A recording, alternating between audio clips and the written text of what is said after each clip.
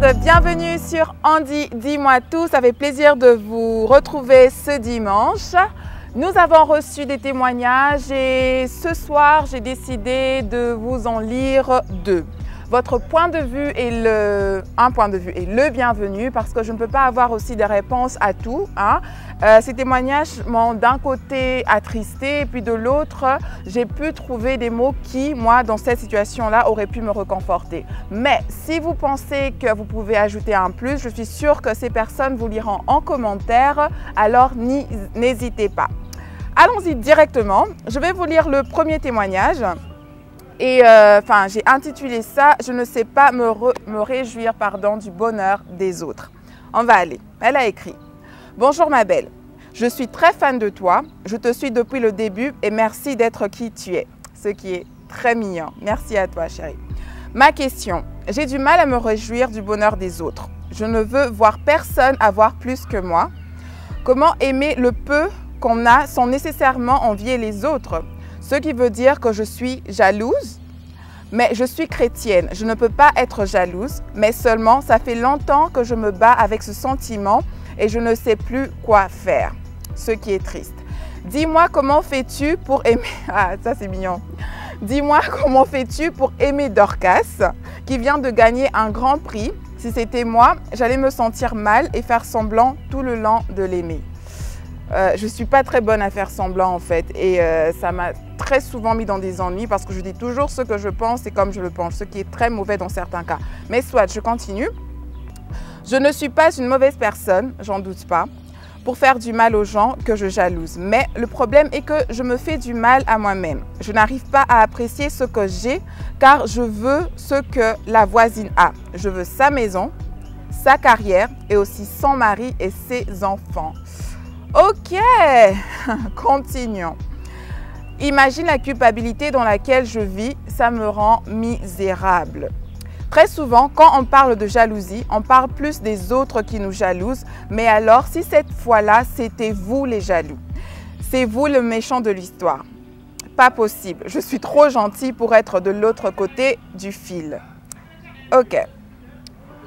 Elle a encore écrit « Wow, c'est trop long, sorry. Hope that you're gonna read this and answer ». En fait, il est 1h13 du matin ici et il m'arrive aussi de faire l'insomnie, surtout quand ma jalousie fait rage. Ok, là je pense que j'ai exagéré. Je ne suis pas une malade mentale, mais j'admets avoir ce problème. Alors Andrea, help. Elle a mis 3 points de suspension. D'accord. Tout d'abord, j'aimerais commencer par te remercier d'avoir partagé ce témoignage avec moi. Je suppose que tu es une femme, vu que tu envies le mari de ta voisine, donc tu es une femme. Tu as parlé de jalousie en fait. La jalousie est une émotion qui représente des pensées et des sentiments d'insécurité, de peur, d'anxiété concernant la perte anticipée d'un statut ou d'une personne qui a une grande importance, une grande valeur personnelle.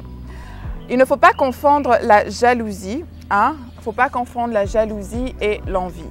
D'accord ma belle, donc comme je te disais, je vais recommencer avec la définition de jalousie. La jalousie est un sentiment d'inquiétude, de peur, d'anxiété, de perdre quelque chose qui nous est cher, qui a une grande importance, une grande valeur personnelle. L'envie de l'autre côté peut être définie comme étant un désir, j'ai trouvé la définition ici, où l'envie peut désigner un ressentiment face au bonheur d'autrui ou à ses avantages. Donc les avantages qu'une tierce personne a, le fait que tu veuilles que ça devienne tien, c'est là l'envie. Et à te lire, c'est vrai que c'est pas facile de distinguer l'envie et la jalousie parce que les deux viennent du mot zélos qui signifie tous deux envie. Par contre, dans la jalousie, on a affaire à un triade. J'allais dire diade. À un triade. C'est quoi un triade? C'est toi, moi et cette personne qui, selon toi, peut te voler à moi, si on se comprend bien. Donc, il y a 3 personnes qui sont en train de jouer dans la jalousie, si je peux dire jouer. Dans l'envie, par contre, nous parlons de diade, comme je voulais dire avant. Diade, c'est toi et moi et tu as quelque chose que moi je veux. Il n'y a pas de troisième personne, c'est toi et moi et ce que tu as qui pour moi serait mieux avec moi d'une certaine façon. Ok, l'envie est un péché prohibé par les 10 commandements. Ok, il est encore dans l'Épître aux Galates, dans la liste des œuvres de la chair qui sont contraires aux fruits de l'esprit. En te lisant, on sait voir comment l'envie est un poison pour ta vie. Si on va dans Proverbe 14, que je veux lire vite fait parce que c'est en une phrase, un cœur calme est la vie du corps, mais l'envie est la carie des os. Donc de me dire que tu deviens envieuse à un point où tu ne sais pas dormir la nuit, ça c'est presque être maladive et il faut vraiment que tu te libères de ça. Je vais continuer ma lecture parce que j'avais écrit un certain nombre de conseils pour toi pour ne pas me perdre pendant que je suis en train de tourner cette vidéo. Donc, en tant que chrétienne,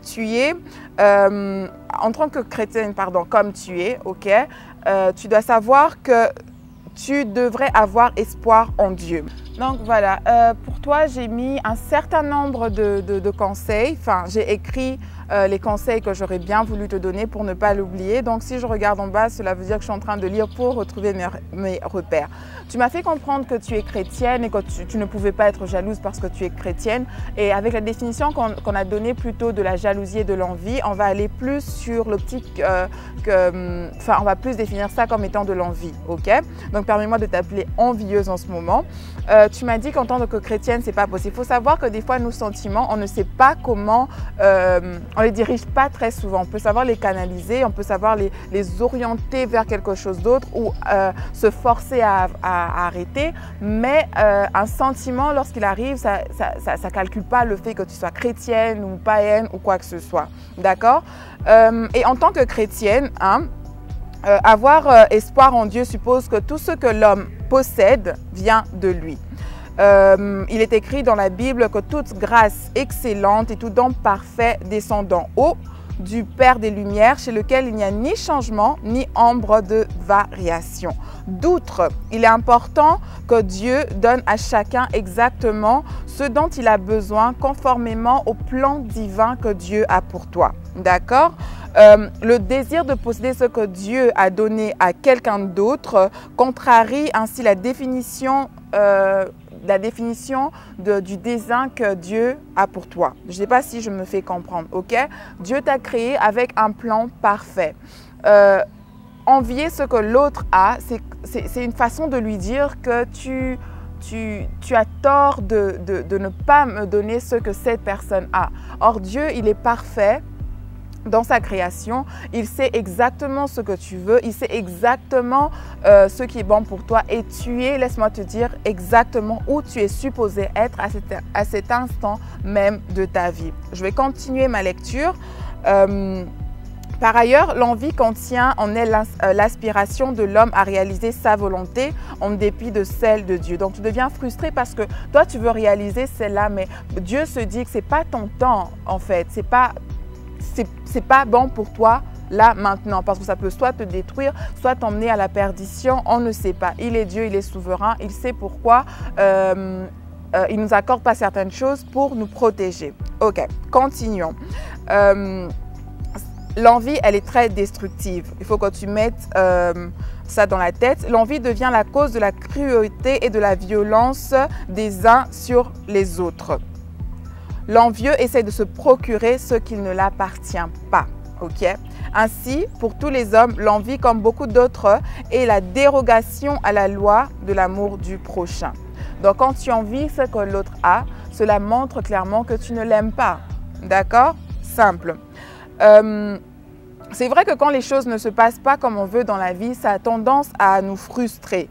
Ce qui arrive maintenant, c'est que tu veux toi aussi, je suppose, tout le monde veut réussir. Tu veux toi aussi que, par exemple, on t'applaudisse. Tu veux toi aussi être d'une certaine façon le centre de toute l'attention et tout ça. Et sans doute que tu travailles dur et tu ne récoltes pas le fruit de ton travail. Et c'est normal que ça te frustre et que tu, en quelque sorte, envies la réussite de quelqu'un, d'une tierce personne. Okay? Mais cette envie, plus la frustration, génère ou suscite très souvent la haine. Et ça, c'est très dangereux pour toi. Ok. Ce qui est bien maintenant, c'est le fait que tu saches que ce sentiment est mauvais. D'accord? Déjà, c'est une façon de guérir. Et comme tu as dit, tu n'es pas une mauvaise personne, ça se sent exactement, même en te lisant, ça se sent exactement. Tu as mis beaucoup d'émojis, ce qui était très, on va dire, fun à lire, ok? Parce que je pouvais en même temps déceler tes émotions pendant que tu écrivais. Donc, tu n'es pas une mauvaise personne, tu sais que ce que tu ressens n'est pas bon et le fait de voir le problème, c'est déjà un pas vers la guérison, ok? Ce que je te demanderais, c'est d'essayer de ne pas te comparer à qui que ce soit parce qu'on a chacun des chemins tout tracés. Tu as ta route à toi, que la réussite d'autrui ne veut pas dire que tu es un échec. Ça veut juste dire que ce n'est pas le moment pour toi d'éclore. Ce n'est pas le moment pour toi de grandir, ce n'est pas le moment pour toi de te faire connaître. Ok? Je veux que tu fasses cet exercice et que tu te focalises sur ce qui te fait plaisir toi. Fais quelque chose de petit. Si tu aimes écrire, écris de temps en temps. Si tu aimes faire le sport, va faire le sport. Mais fais quelque chose qui, toi, te rapporte beaucoup de bonheur. Et tu verras qu'à la longue, tu ne vas même plus t'inquiéter du bonheur des autres. Enfin, le bonheur des autres ne va pas te faire mal. Et aussi, il faut savoir que si Dieu bénit les gens à côté de nous, autour de nous, c'est parce que la bénédiction n'est pas loin et elle va aussi automatiquement nous toucher. Et très souvent, la bénédiction de ces autres devient aussi notre bénédiction si on a le cœur ouvert et si on se réjouit d'elle. Bon, la question avec Dorcas, c'est que Dorcas, ça a toujours été ma chérie hein, depuis cette télé-réalité qui a fait en sorte que nous puissions nous rencontrer. Donc, je trouve pas ça normal que je puisse demander, par exemple, à des gens de voter pour elle et de ne pas me réjouir du fait qu'elle ait gagné. On s'appelle sœur, c'est ma sœur, donc il n'y a vraiment aucun problème qu'elle ait réussi. Le fait qu'elle ait réussi est pour moi un grand plaisir et le fait de la voir heureuse me fait plaisir. C'est parce que j'aime cette fille, parce que c'est ma copine, donc il n'y a pas de rivalité entre nous comme certaines personnes ont voulu le faire sortir. Donc pour répondre à Dorcas, c'est ça. Dorcas, si tu vois ça, mets un commentaire en bas aussi s'il te plaît. Allons tout de suite au deuxième témoignage. D'accord. Ce témoignage, par contre, m'a un peu laissé bouche bée parce que je ne savais pas comment... Mon alarme, je suis désolée. Voilà, ce témoignage m'a laissé un peu bouche bée parce que je ne savais vraiment pas comment réagir, d'accord? Elle a écrit « Coucou Andrea, j'ai consulté ta chaîne YouTube et j'aimerais te donner mon témoignage. Je n'aimerais pas que tu mentionnes mon nom. T'en fais pas, je ne mentionnerai pas ton nom du tout. Il y a 2 ans, je sortais avec un homme pendant 1 an et 9 mois. Donc, il y a 2 ans, elle sortait avec un homme pendant 1 an et 9 mois. D'accord. Il m'avait présenté à sa famille et je croyais vraiment en cette relation. J'avais tout donné dans cette relation. Je lui faisais des cadeaux. J'étais au petit soin avec lui. Je n'ai jamais aimé comme je l'aimais lui. Oh, il était tout pour moi. Ok. Un jour, je suis allée chez lui comme d'habitude. J'avais son téléphone entre mes mains et par curiosité, je suis entrée dans ses conversations et j'ai vu un message où il disait à mon ami qu'il n'avait jamais été amoureux de moi et qu'il a un faible pour les hommes. Ok. Je n'avais pas pris cela en compte jusqu'au jour où un numéro inconnu m'envoie des photos de lui et de mon ami ensemble. Je suppose que vu que ça t'ait dérangé, c'était sans doute des photos assez compromettantes.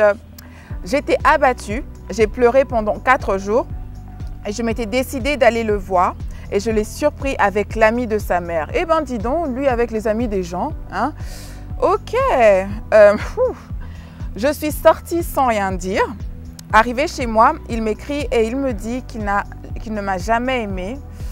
Oh là là, et que j'étais juste là pour camoufler ce qu'il était vraiment. Ça, c'est triste, ça. Ça fait même mal en le lisant. J'avais fondu en larmes, ce qui est normal. J'avais passé 1 an et 9 mois à aimer une personne qui s'en foutait complètement de moi. Je n'ai depuis plus jamais confiance aux hommes. Je n'ai depuis plus jamais fait confiance aux hommes et je me replie sur moi-même, je repousse tout le monde. Quand quelqu'un m'approche, je pense qu'il va me tromper. J'ai perdu cette confiance en moi et je ne sais pas quoi faire, aide-moi. Je t'apprécie vraiment, Andrea. Tu es une femme forte. Je pense que la force maintenant entre toi et moi, d'abord merci d'avoir partagé ce commentaire, ce témoignage avec nous, d'avoir partagé cette histoire avec nous. C'est une histoire assez triste et ça me met aussi dans une position, on va dire, assez difficile de rage aussi parce que je te comprends tout à fait. Tu sais, d'abord sortir d'une relation où on a beaucoup aimé une personne. Moi, par exemple, je me souviens de la relation dans laquelle j'étais le plus blessée. Ça m'a pris 6 mois pour passer à autre chose. Mais là, ma belle, tu sais, après tout ceci, c'est normal que quand tu deviennes hypersensible et que tu uses de la méfiance comme un mécanisme pour te protéger, pour ta défense. C'est tout à fait normal. Je vais te donner un seul verset, c'est celui de Psaume 147:3 qui dit, je vais lire que je retrouve ça vite fait, c'est il, Dieu donc, guérit ceux qui ont le cœur brisé et il pense les blessures. Je veux te dire, tout le monde n'est pas pareil, ok? C'est vrai que nous vivons dans un monde malsain, ok? On ne sait pas vraiment comment, là je te donne ce conseil à chaud parce que je ne savais même pas sur quelle direction aller, mais c'est pour te dire qu'on vit dans un monde malsain et c'est difficile de contrôler ce qu'une autre personne peut faire, ok? C'est difficile de toujours calculer comment une relation peut se terminer. Il y a des histoires à dormir debout chaque jour et moi, je suis heureuse, c'est que tu ne t'es pas mariée à cet homme parce que Dieu sait ce qui aurait pu arriver et tu es libre de partir et de te reconstruire. Prends du temps avec toi-même, ok? C'est vrai que c'est un grand choc. Prends du temps pour toi-même et réapprends à avoir confiance aux autres. Parce que si tu décides maintenant de te mettre dans une relation alors que tu n'as pas guéri, tu risques de faire toi aussi du tort à cette autre personne, d'accord? Je suis sûre que tu es une jeune femme formidable. Déjà, rien que le fait que tu aies partagé ça avec nous, c'est quelque chose de fort. Mais tous les hommes ne sont pas pareils. Tous les hommes ne sont pas mauvais. Il y en a bien un pour toi, là, quelque part dans le monde qui te cherche et qui est sans doute la fille pour laquelle il prie jour et nuit. Et si tu fermes toujours tes portes, si tu barricades ton cœur, tu ne pourras pas avoir la possibilité de rencontrer cette autre personne, d'accord? Je souhaite pour toi que tu rencontres l'amour parce que l'amour, c'est le sentiment le plus merveilleux quand tu le partages avec une personne qui t'aime. Des leçons, on en a tous pris, des cœurs brisés, on en a tous pris. Mais s'il te plaît, donne une autre chance à l'amour. Je ne veux pas dire une seconde chance parce que je ne sais pas combien de chances à donner à l'amour, mais donne une seconde chance à l'amour, mais en même temps aussi apprends à t'aimer toi et toi seul. Je vais faire une vidéo juste après celle-ci qui parle de l'amour de soi, hein? Et j'aimerais que tu puisses faire attention à ça et que ça puisse aussi jouer dans ta guérison, on va dire, dans ta convalescence, quoi que ce soit. Mais sinon, je te comprends. Prends ton temps, ok? Tu sois pas pressé, sois pas pressé. Il t'a fait du tort, laisse Dieu s'en charger. Prends sur toi et continue. D'accord, ma belle? Si vous avez d'autres conseils à donner à cette jeune femme, s'il vous plaît, faites-le parce que moi, je suis en cours d'idée. Ça me fait tellement mal. Je ne sais même pas comment la conseiller. Sinon, je vous dis merci. J'avais commencé cette vidéo avec tellement de peps et là, je suis en train de descendre dans autre chose. Je vous dis merci d'avoir suivi et n'oubliez pas de laisser vos impressions en commentaire. Mais aussi, si vous avez des témoignages à partager avec nous, c'est le mois de février, le mois de la Saint-Valentin, le mois de l'amour. Faites-nous rêver avec vos romances, ok? J'attends vos témoignages, j'attends une histoire à partager avec nous. Je vous dis à très bientôt et encore merci à Yohan Prod pour les montages qu'il fait, pour tout ce qu'il fait, voilà. Je vous dis gros bisous et à mercredi.